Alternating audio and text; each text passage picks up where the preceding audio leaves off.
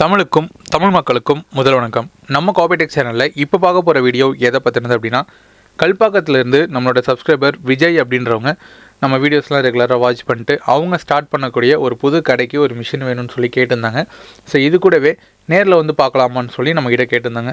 தாராளமாக நேரில் வந்து மிஷின்ஸ் டெமோ பார்க்கலாம் அப்படின்னு சொல்லிட்டு அவங்களுக்குன்னு சொல்லி ஒரு அப்பாயின்மெண்ட் சொல்லியிருந்தோம். ஸோ அந்த டைமிங்க்கு கரெக்டாக நம்ம ஆஃபீஸ்க்கு வந்துட்டாங்க. அவங்க நேரில் வந்ததுக்கப்புறம் அவங்களுடைய ரெக்குயர்மெண்ட் ஃபஸ்ட்டு நம்ம கேட்டு தெரிஞ்சுக்கிட்டோம். ஏன் ஃபஸ்ட்டு நம்ம ரெக்குயர்மெண்ட் கேட்குறோம் அப்படின்னா, அவங்க என்ன மாதிரி பிஸ்னஸ் பண்ண போகிறாங்க, ஆல்ரெடி எக்ஸ்பீரியன்ஸாக இல்லை ஃப்ரெஷராக, எவ்வளோ பட்ஜெட் வச்சுருக்காங்க. ஸோ இந்த மாதிரி பேசிக்கான ஒரு ஐடியாஸ் இருந்தால் மட்டும்தான் நம்மளுடைய டைமும் நமக்கு சேவ் ஆகும். அதே மாதிரி ஈஸியாக நம்ம என்ன விஷயத்துக்கு வரமோ அதை கன்வேவும் பண்ண முடியும். ஸோ அதுக்காக கண்டிப்பாக நாங்கள் அவங்களுடைய ரெக்குயர்மெண்ட் கேட்டு தெரிஞ்சுப்போம். ஸோ அந்த வகையில் அவங்க பேசிக்காகவே ஐடி ப்ரொஃபஷன் இன் பெங்களூர். இங்கே வந்து ஒர்க் ஃப்ரம் ஹோமில் இங்கே இருக்காங்க. ஒரு ஃபேமிலிக்காக ஒரு கடை வந்து ஓப்பன் பண்ணணும், ஒரு பேசிக் ஐடியாஸ் தான். இதில் அவங்க சூஸ் பண்ணது ஜெராக்ஸ் ஃபீல்டு. ஸோ இதில் வந்து பார்த்திங்க அப்படின்னா அவங்களுக்கு நாலேஜ் கிடையாது. ஸோ அதுக்காக நம்மக்கிட்ட சொன்ன விஷயம் என்ன அப்படின்னா, எங்களால் வந்து பெரிய இன்வெஸ்ட்மெண்ட் ஃபஸ்ட்டு பண்ண முடியாது, ஒரு ஜெராக்ஸ் கடைக்கு எந்த மாதிரி மிஷின் வந்து போதுமானது ஃபஸ்ட்டு நம்மக்கிட்ட கேட்டிருந்தாங்க. ஸோ அவங்களுக்கு நான் சொன்ன சஜஷன் என்ன அப்படின்னா, உங்ககிட்ட எவ்வளோ பட்ஜெட் வேணாலும் பண்ணலாம் அப்படின்னா, நம்ம எல்லாத்துலேயுமே வந்து பிராண்ட் நியூ போயிடலாம். பிராண்ட் நியூலேயே பார்த்திங்கன்னா மினிமம் ஒரு 50,000 அந்த மாதிரி பட்ஜெட்டில் நம்ம போக முடியும். இப்போ உங்களுக்கு 50,000க்குள்ளேயே நீங்கள் எல்லா எக்யூப்மெண்ட்ஸுமே நீங்கள் வாங்கணும் அப்படின்னா கண்டிப்பாக நம்ம வந்து செகண்ட்ஸ் மிஷின் எடுக்கணும். அது கூடயே வந்து ஒரு கலர் பிரிண்டர் புது மிஷின் எடுக்கணும். ப்ளஸ் இது கூட ஒரு லேமினேஷன், அதுக்கப்புறம் ஒரு ஸ்பைரல் பைண்டிங், இது எல்லாமே நான் வந்து அவங்களுக்கு சொல்லியிருந்தேன். ஸோ இது அவங்க ஓகே அப்படின்னு சொல்லிவிட்டு அவங்க அந்த செகண்ட்ஸில் என்ன மாதிரி மிஷின்ஸ் வரும்னு சொல்லி கேட்டிருந்தாங்க. அதில் வந்து நம்ம ரெகுலராக பண்ணுறது கியோசரோடைய 1800 2020 2201, அப்படி இல்லைனா கெனானில் 2002 2420 2318 2006N. ஸோ இந்த மாதிரி மாடல்ஸ் எல்லாமே வந்து நம்ம டேபிள் டாப்னு சொல்லுவோம். ஸோ அதை தான் நம்ம எல்லாருக்குமே ரெக்கமெண்ட் பண்ணுறது. அதில் ஒரு மிஷினுக்கும் ஒவ்வொரு ஸ்பெசிஃபிகேஷன் இருக்கும். அது யாருக்கு கரெக்டாக இருக்குமோ அதை அவங்க எடுத்து அதை பயன்படுத்திட்டு, ஸோ ஃப்யூச்சரில் நம்ம டெவலப் ஆனதுக்கப்புறம் பெரிய மிஷின், அதாவது first RC brand new above 1 lakh நம்ம இன்வெஸ்ட் பண்ணி ரன் பண்ணிக்க முடியும். ஏன் அப்படின்னா, நீங்கள் வந்து இப்போ ஸ்டார்டிங்லேயே நீங்கள் ஃபஸ்ட் ஆர்சி மிஷின் இல்லை பிராண்ட் நியூ மிஷின் எடுத்து ஒரு 1 lakh அதில் இன்வெஸ்ட் பண்ணி உங்களுக்கு அந்த இடத்துல சரியாக மூவ்மெண்ட் ஆகாத பட்சத்தில் அதை நீங்கள் ஒரு 6 monthsக்கு அப்புறம் நீங்கள் ரிட்டர்ன் பண்ணுறீங்கன்னா அதில் ரீசேல் வேல்யூவே கிடையாது உங்களுக்கு. ஸோ மேக்ஸிமம் உங்களுக்கு போகிறது ஒரு 20,000 அந்த ரேஞ்சு தான் உங்களுக்கு கிடைக்கும். இதே நீங்கள் 1 லட்ச ரூபா மிஷினை நீங்கள் ரிட்டர்ன் பண்ணாலும் அவ்வளோதான் கிடைக்கும். அதனால் இந்த ஃபீல்டை பொறுத்த வரைக்கும் மிஷின்ஸ்க்கு வந்து பெருசாக ரீசேல் வேல்யூஸ் வந்து கிடையாது. இந்த பிஸ்னஸை பொறுத்த வரைக்கும் உங்களுக்கு நீங்கள் வாங்குகிற மிஷினுக்கு ரீசேல் வேல்யூ கிடையாது. ஒரு மிஷின் நீங்கள் வாங்கிட்டீங்க அப்படின்னா அதில் நீங்கள் அதை ரன் பண்ணி அதில் நீங்கள் ஏர்ன் பண்ணால் மட்டும்தான் உங்களுக்கான ப்ராஃபிட் உங்களுக்கு கிடைக்கும். ஸோ நீங்கள் பெரிய மிஷின் ஃபஸ்ட்டு இன்வெஸ்ட் பண்ணிட்டு உங்களுக்கு அதை பற்றின ஐடியாவும் இருக்காது, இந்த ஏரியாவில் எந்த மாதிரி நீடு இருக்குன்றது உங்களுக்கு தெரியாது. எடுத்த உடனே ஒரு நாளைக்கு நீங்கள் ஒரு 5,000 காப்பீஸ் எடுக்கக்கூடிய ஒரு மிஷினை எடுத்து போட்டுட்டு பர் டேக்கு உங்களுக்கு ஒரு 100 காப்பி தான் ஓடுது அப்படின்னா அது கண்டிப்பாக மிஷினை வந்து ஸ்பாயில் பண்ணி விட்டுரும். நீங்கள் போட்ட இன்வெஸ்ட்மெண்ட்டை எடுக்கிறதுக்குள்ளேயே உங்களுக்கு மிஷினில் ஒரு செலவு வைக்கும். ஓடக்கூடிய மிஷின்ஸை நல்லபடியாக நீங்கள் ரன் பண்ணால் மட்டும்தான் பிரச்சனை வந்து உங்களுக்கு கம்மியாக வரும். நீங்கள் வந்து அதிகமாக ஓடக்கூடிய மிஷின்ஸில் கம்மியாக ஓட்டுறீங்க அப்படின்னா அடிக்கடி உங்களுக்கு பிரச்சனை வந்துக்கிட்டே தான் இருக்கும். ஸோ இந்த மாதிரி தான் அவங்களுக்கு நான் பேசிக் ஐடியாஸ் கொடுத்துருந்தேன். அதில் அவங்க வந்து சூஸ் பண்ணது கியோசராவுடைய 1800 RC மிஷின் தான். இது கூட வந்து கெனானில் G2010ன்னு சொல்லிட்டு ஒரு கலரில் பிரிண்டர் வாங்கிட்டாங்க. ஸோ 2 மிஷினுமே நம்ம சென்னையிலேருந்து எடுத்துகிட்டு போய் அவங்க இடத்துல வச்சு அவங்களுக்கு வந்து நம்ம சொல்லித்தரதான் இந்த வீடியோ. ஸோ நான் வந்து அவங்க விஜய் சாருக்கு அவங்களுக்கு மட்டும்தான் நான் சொல்லிக் கொடுத்தேன். அவங்களுடைய சன் வந்து ஒரு 3 பேர் இருக்காங்க. ஸோ அவங்க எல்லாருக்குமே அவங்களாம் அப்படியே சொல்லி கொடுத்துக்கிட்டாங்க. ஸோ அதை பார்க்குறப்பயே நமக்கு இதை லைவாக என்னென்ன ஒரிஜினல் ஆடியோ இருக்கோ அதை அப்படியே நம்ம ஃபுட்டேஜாக அப்லோட் பண்ணுவோம். ஸோ அதை பார்க்குறப்ப நிறைய பேருக்கு ஐடியாஸ் கிடைக்கலாம் அப்படின்றதுக்காக தான் இந்த ஃபுட்டேஜை நம்ம ஆட் பண்ணியிருக்கோம். இவங்க இப்போ 1800 பர்ச்சேஸ் பண்ணிட்டாங்க. ஃப்யூச்சரில் அப்டேட் பண்ணணும் அப்படின்னு சொல்லிட்டு நம்மக்கிட்ட மறுபடியும் சஜஷன் கேட்பாங்க. நம்ம மறுபடியும் வந்து இந்த மாதிரி டேபிள் டாப் மிஷினை வந்து எக்காரணம் கொண்டு சஜஸ்ட் பண்ணவே முடியாது. ஏன்னா இதோடைய ஸ்பீடு வந்து அவங்களுக்கு பத்தாது, ஏடிஎஃப் தேவைப்பட்டிருக்கும், இன்னும் நிறைய ஆப்ஷன்ஸ் வந்து அவங்க கேட்டிருப்பாங்க. அதுக்கேற்ற மாதிரி நம்ம மிஷின் கொடுப்போம். அந்த மிஷினை பொறுத்த வரைக்கும் அவங்க 2ஆவதாக எடுக்கிற அந்த மிஷினில் நாலேஜ் இல்லாமல் உள்ளே கண்டிப்பாக போக மாட்டாங்க. அந்த மிஷினை யூஸ் பண்ணுறப்ப குறைஞ்சது ஒரு 50% ஜெராக்ஸ் மிஷின்னா என்ன, ஃபோட்டோ காப்பியர் மிஷின்னா என்ன, எப்படி அது ஒர்க் ஆகுது, என்னென்னலாம் மெயின்டெனன்ஸ் வைக்குது, எவ்வளோ நம்ம ப்ராஃபிட் எடுக்கிறோம் அப்படின்ற ஒரு சின்ன ஐடியாஸ் வந்து அவங்களுக்குள்ளே கண்டிப்பாக இருக்கும்.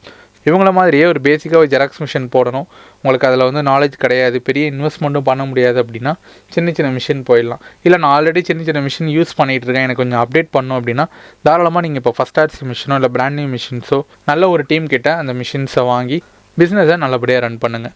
இதே மாதிரி நிறைய ஜெராக்ஸ் மிஷின்ஸ் பற்றியும் ஃபோட்டோ காப்பியர்ஸ் ஃபீல்டை பற்றியும் நம்ம சேனலில் ரெகுலர் அப்டேட்ஸ் இருந்துக்கிட்டே இருக்கும். அதெல்லாம் நீங்கள் பார்க்கணும் அப்படின்னா நம்ம காபிடெக் சேனலுடன் இணைந்திருங்கள். நன்றி.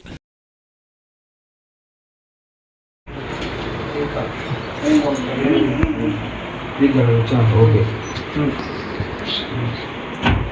ready to copy. Start it.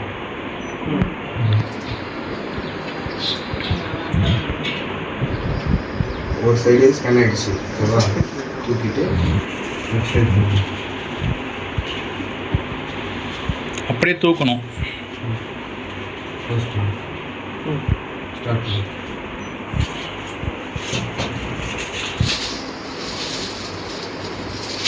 ரெண்டு சைடு ஃபினிஷ். ஓகேவா, ஓகே.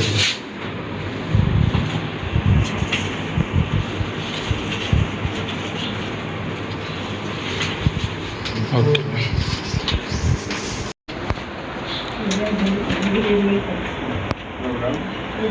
நம்ம ஐடியில் தான் ஐடிட்டா ஐடிங்கிறது தான் இருக்கும்.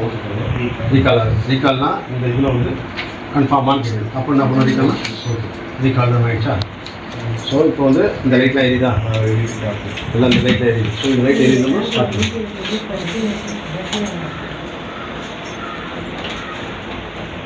சரி, இப்போ ஒரு பக்கம் ஸ்கேன் ஆகிடுச்சு.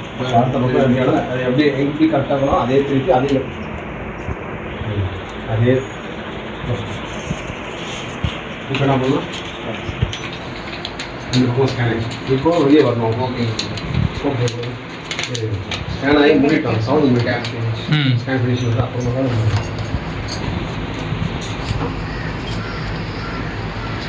கரெக்டாக தமிழ் கரெக்டு சார், பக்கா.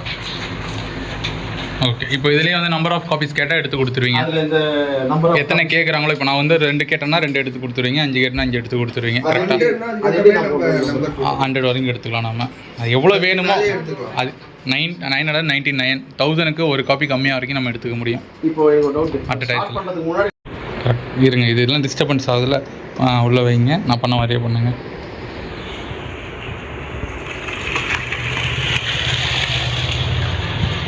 கீழே கீழே மேலே கூடாது. இந்த கையை எடுத்துக்கோங்க. இப்போ பாருங்க,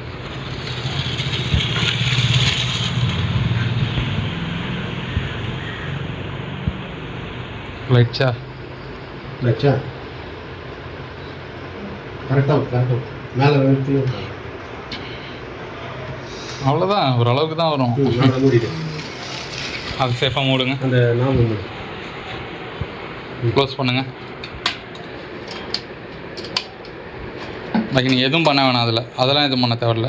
ஃபஸ்ட்டு இன்ஸ்டலேஷனுக்கு மட்டும்தான் அது. நீங்கள் வெறும் இங்க்கு மட்டும்தான் போட போகிறீங்க. ஓகே, இப்போ நீங்கள் எடுத்தீங்களா, அதெல்லாம் ஃபஸ்ட்டு இன்ஸ்டலேஷனுக்கு பண்ணுறது. அது அதெல்லாம் வேறு ஏதாவது ஃபைல் ஓப்பன் டவுன்லோட்ஸில் அது வரும். டவுன்லோடில் என்ன சும்மா ஏதாவது டாக்குமெண்ட்டில் கூட ஓப்பன் பண்ணும். மேக்ஸ் பப்ளிக் எக்ஸாம் அதை ஓப்பன் பண்ண 4 MB நிறைய ஃபைல் இருக்கும். இதை பிரிண்ட் அவுட் சும்மா பிரிண்ட் அவுட் எடுங்க. நிறைய எடுக்காத, நான் சொல்கிறேன். ஒன்றே முதல்ல எடுப்போம். ஃபஸ்ட்டு Ctrl+P கொடுங்க, அதான் ஷார்ட்கட்டு. இல்லைனா இந்த மாதிரி ஒரு ஐக்கான் இருக்கும் எல்லாத்துலேயும். சரிங்களா? இப்போ வந்து நமக்கு சிங்கிள் பேஜ் போதும் அப்படின்னா இந்த ஆள் இல்லாமல் கரண்ட்னு இருக்குல்ல, அது மட்டும் கொடுக்கலாம். இல்லை பேஜஸ், குறிப்பிட்ட பேஜஸ் மட்டும் வேணும் அப்படின்னா பேஜஸ் போங்க. இப்போ எனக்கு 1லேருந்து ஒரு 2 பேஜ் 1 to 2 1-2 டச் பண்ணணும். டச் பண்ணுங்கள். 2 வந்துருச்சா? இப்போ வந்து சின்னதாக இருக்கு இல்லையா, இங்கே வந்து ஃபிட் ஆப்ஷன் இங்கே இருக்குது. இல்லை வெளியே ஒரு அவ்வளோதான். அப்படியே பிரிண்ட் கொடுத்துடலாம். இப்போ நம்ம இதுலேருந்து இது பண்ணுறதுக்கு என்ன அதெல்லாம் அது எதுவுமே கிடையாது. பிரிண்ட் கொடுத்தோன்னே இங்கே வந்துடும். அதாவது ப்ராசஸிங் லைட் எரியுதுங்களா, ஃபேவர் இப்போ டெலிவரி ஆகிடும். இப்போது இது வந்து சிங்கிள் பேஜாக வந்திருக்கு. இதே வந்து ஃப்ரண்ட் அண்ட் பேக் வேணும்னா மறுபடியும் உள்ளே போங்க. ஃப்ரண்ட் அண்ட் பேக் வேணும்னா இப்போது print on both side of the பேப்பர்னு இருக்கா, அதை ஜஸ்ட்டு டிக் பண்ணிக்கணும்.